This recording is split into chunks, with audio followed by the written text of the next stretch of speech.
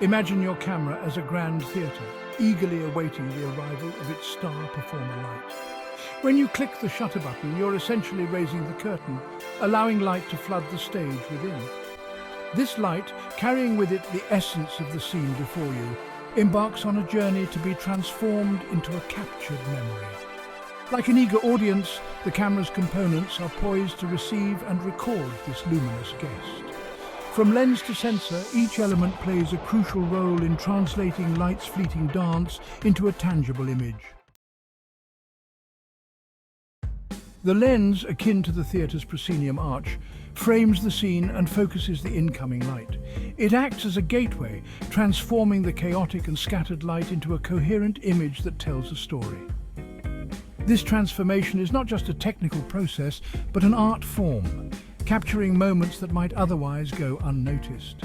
Just as this arch directs our gaze to the stage, the lens gathers scattered light rays and bends them precisely onto the camera's sensor. This process is akin to a conductor guiding an orchestra, ensuring that every note, every ray of light is in perfect harmony to create a beautiful image. Think of it like using a magnifying glass to focus sunlight into a concentrated point. This focused light can ignite a fire, just as a well-focused lens can ignite our imagination and emotions, bringing clarity and intensity to the captured scene. The lens's curvature determines how much of the scene is captured and how the elements within it appear. A slight change in curvature can dramatically alter the perspective, making objects appear closer or farther away, larger or smaller, and even changing the way light and shadows play across the scene. A wide-angle lens, like a panoramic stage, encompasses a broad view, capturing the vastness of landscapes or the hustle and bustle of a crowded street. It allows us to see the bigger picture, to understand the context and the environment in which the story unfolds. While a telephoto lens zooms in on details, much like opera glasses bring distant performers closer, this lens allows us to focus on the minutiae, the small details that might be missed in a broader view, such as the intricate patterns on a butterfly's wings or the subtle expressions on a person's face. Each type of lens offers a different perspective, a different way of seeing the world, and together they provide a comprehensive view that is both detailed and expansive. The shutter acts like the theatre's curtain, controlling the duration of light's performance on stage. Shutter speed, measured in fractions of a second, determines how long the sensor is exposed to light. A fast shutter speed, like a quick curtain drop, freezes motion, capturing a dancer's leap mid-air. Conversely, a slower shutter speed, akin to a drawn-out curtain close, allows for motion blur, rendering a flowing river as a silky smooth cascade. The choice of shutter speed depends on the story you want to tell and the dynamism of your subject. Aperture, often referred to as the eye's iris, is a fundamental concept in both photography and human vision. It governs the size of the opening through which light enters the camera, much like how the iris controls the pupil in our eyes. This adjustable opening, much like the pupil of your eye, widens or narrows to control the amount of light reaching the sensor. In low light conditions, the aperture widens, allowing more light to enter, just as our pupils dilate in the dark.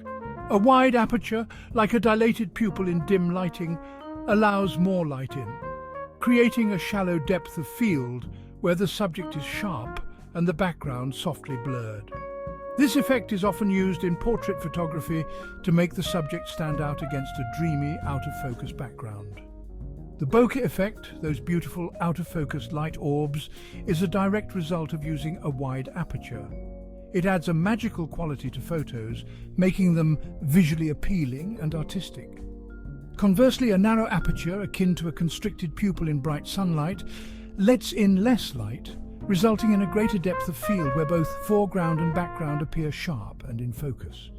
This is particularly useful in landscape photography, where you want every detail from the nearest flower to the distant mountain to be crisp and clear. By adjusting the aperture, photographers can creatively control the mood and focus of their images. A wide aperture can evoke intimacy and focus, while a narrow aperture can capture the grandeur and detail of a scene. Understanding how to manipulate aperture is essential for any photographer looking to master the art of capturing light.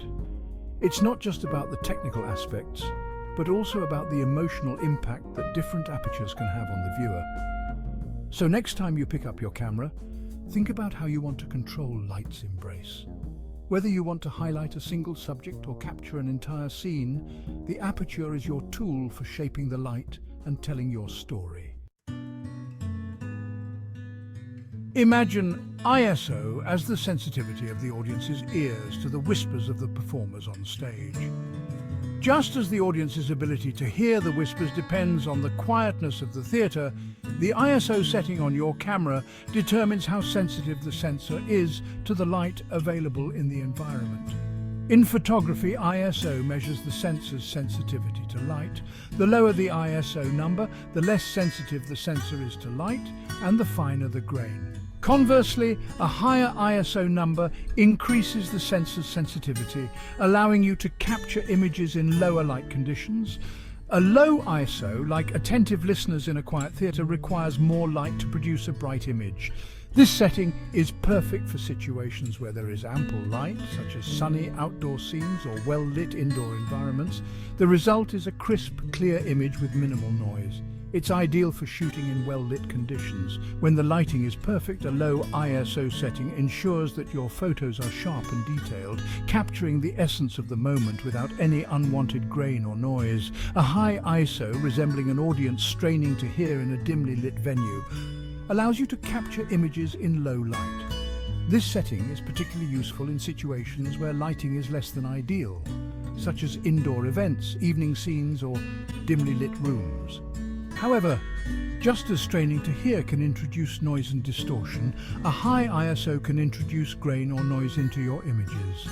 This graininess is the visual equivalent of static in an audio recording, and while it can sometimes add a certain artistic effect, it often detracts from the overall quality of the photograph.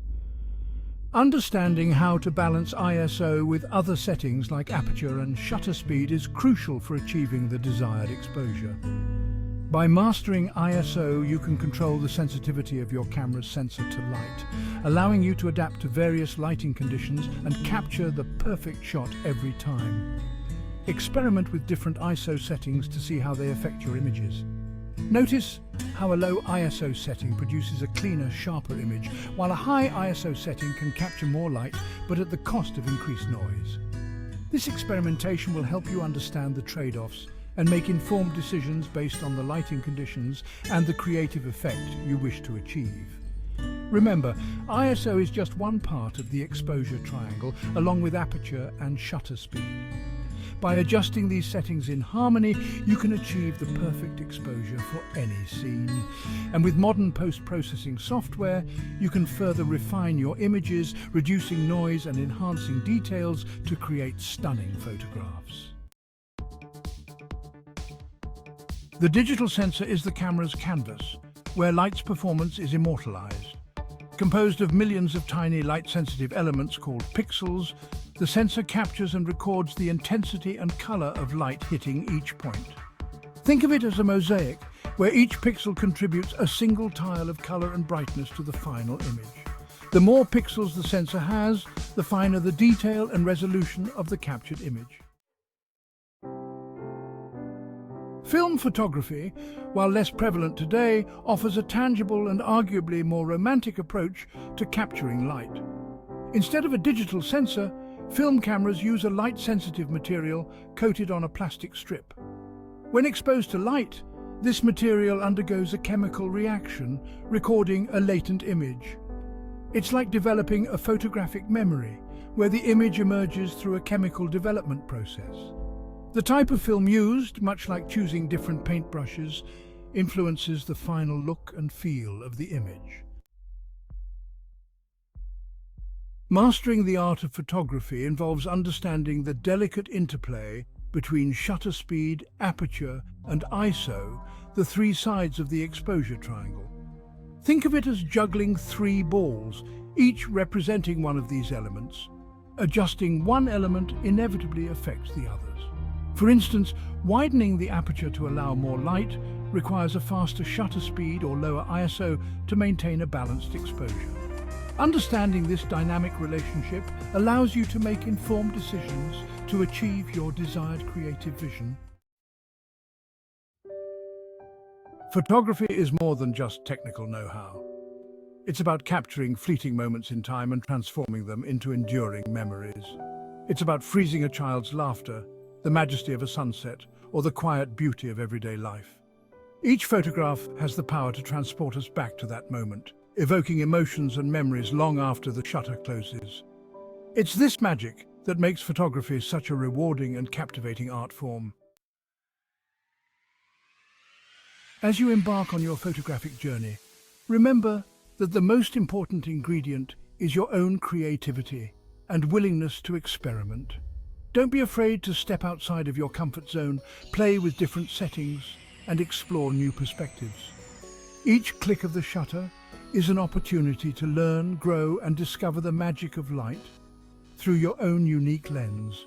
So grab your camera, embrace the journey, and let your creativity shine.